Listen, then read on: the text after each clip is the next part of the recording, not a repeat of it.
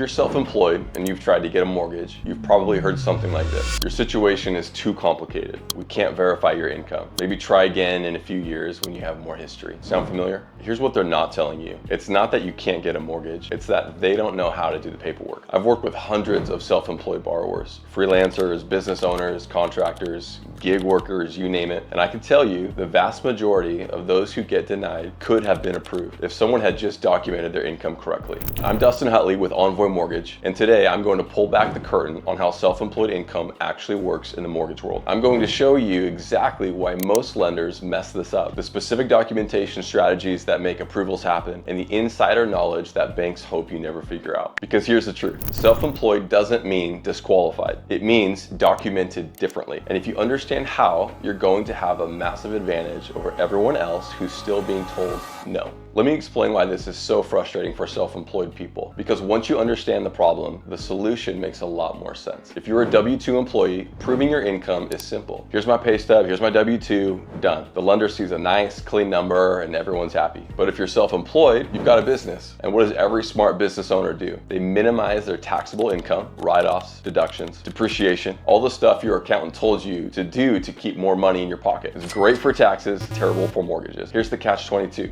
The same write-offs that save you thousands in taxes can make it look like you earn way less than you actually do. And most lenders, they just look at the bottom line of your tax return and say, sorry, you don't make enough. I had a client last year, let's call him Mike. Mike owns a landscaping business, brings in about $180,000 a year in revenue. Solid business, been running for 6 years, but after all his write-offs, truck, equipment, supplies, home office, his tax return showed about $52,000 in net income. The bank looked at that $52,000 and said, you can't afford this house. Mike was furious. Mike told me I take home way more than that. My accountant told me to write everything off. And here's the thing, Mike wasn't lying. He wasn't gaming the system. He was doing exactly what he was supposed to do for tax purposes. But the bank didn't know how to look past the bottom line. All right, here's where it gets interesting. Here's what most lenders either don't know or don't bother to explain. When we calculate self-employed income for a mortgage, we don't just look at your bottom line. We look at something called add-backs. Remember Mike's $52,000? Well, here's what happened when I actually analyzed his tax return properly. Depreciation on his trucks and equipment, $18,000. That's a paper loss. He didn't actually spend that money this year. We add it back. Home office deduction, $6,000. Legitimate write-off, but it's not actually reducing his ability to pay a mortgage. We add it back. One-time equipment purchase, he expensed under Section 179, $12,000. That was a one-time thing, not an ongoing expense. We add it back. Suddenly, Mike's $52,000 becomes $88,000 in qualifying income. That is a massive difference in what he can afford. The bank that denied him, they never did this analysis. They just looked at line 31 of his Schedule C and called it a day.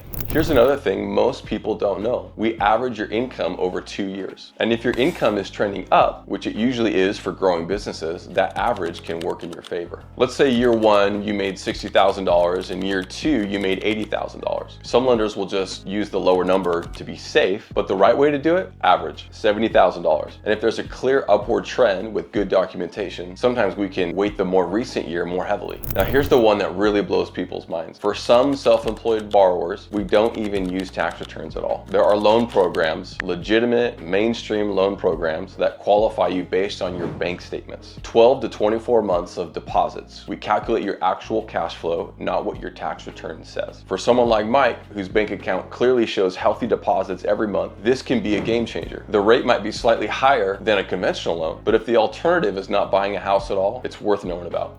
Most banks won't even mention this option. Why? Because they don't offer it. They only have one product, and if you don't fit in that box, you're out. But a loan officer who actually specializes in self-employed borrowers knows there are multiple paths to approval. Okay, let's get practical. If you're self-employed and you're thinking about buying a home in the next year or two, here's exactly what you need to have ready. I'm going to give you the playbook that makes approvals happen. Document number 1, 2 years of tax returns, personal and business. This is non-negotiable for most loan programs. You need 2 years of complete returns, and if you have a business entity, we need those returns too. Are you a sole proprietor? That's a Schedule C. An S Corp? Those are 1120S's. Partnership? 1065 with your K1. Pro tip, If you're filing an extension this year, that can slow things down. Try to get your taxes done on time if you're planning to buy. This can show more income. Document number 2, year-to-date profit and loss statement. This shows your income is still going strong this year, not just the last 2 years. Ideally prepared by an accountant or at minimum signed by you with supporting bank statements. Document number 3,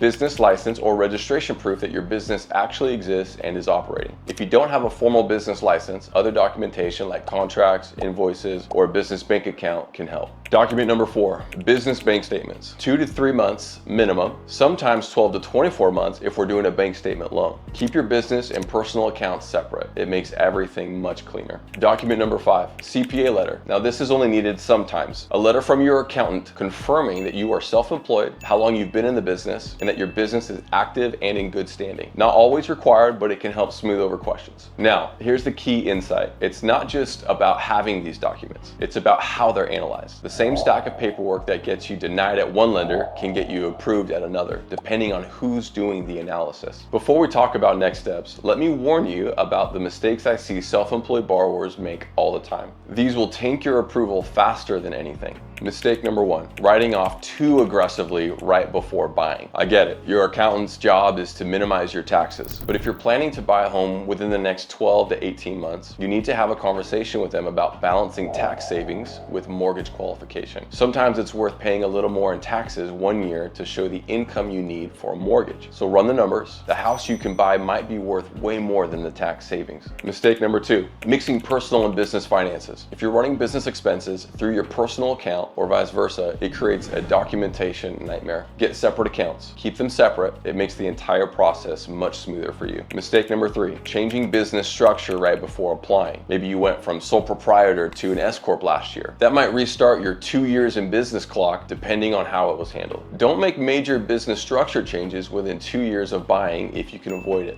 Mistake number 4, not planning ahead. The best time to talk to a mortgage professional isn't when you're ready to buy. I see this happen all the time. It's 12 to 24 months before you want to buy. That gives us time to identify any issues and optimize your documentation strategy. I've had clients come to me in January, we create a plan together, they file their taxes strategically that April, and by the following spring, they're buying their dream home. That's the power of planning ahead. Here's the thing I really want you to understand. Not all lenders are created equal when it comes to self-employed borrowers. Big banks have automated systems. You plug in your numbers, the computer says yes or no, and there's very little human analysis. That works fine for W-2 employees with straightforward income. It's terrible for self-employed people with complex tax returns. What you need is someone who actually knows how to read business tax returns. Not just look at the bottom line, but understand the add backs, the depreciation, the one-time expenses versus recurring, has access to multiple loan products, including bank statement programs, asset-based lending, and other options that might fit your situation better than a conventional loan. We'll take the time to understand your specific business. A landscaper's finances look different from a consultant's. A freelance designer's look different from a restaurant owner's. Cookie cutter analysis doesn't work. And I'll tell you the truth, if something needs to be fixed before you can qualify, you need to know that up front so you can make a plan, not find out when you're trying to make an offer on a house. So here's what I want you to take away from this video. If you're self-employed and you've been told you can't get a mortgage or you've been afraid to even try, I need you to know that's not the full story. The problem usually isn't you. It's that nobody took the time to document your income correctly. Your write-offs aren't disqualifying you. Your complicated tax situation isn't a dead end. Your non-traditional income path can absolutely lead to home ownership, and that's our goal. You just need someone who knows how to navigate it. If you're self-employed and you want to know exactly where you stand, what your real qualifying income is, what programs you might be eligible for, and what timeline makes sense, click the link in the description to set up a free call with me. I'll set up a time for us to look at your specific situation. No commitment, no pressure, just honest answers about your path to home ownership. Because here's what I believe. You built a business, you took the risk of working for yourself. You shouldn't be penalized for that when it comes to buying a home. You should be supported by someone who actually understands how self-employed income works. If this video has opened your eyes to what's possible, hit that subscribe button. I put out videos every week, cutting through the confusion around mortgages and showing you the clear path to ownership, whether you're W-2, self-employed, or anywhere in between. Take care, and we'll see you next week.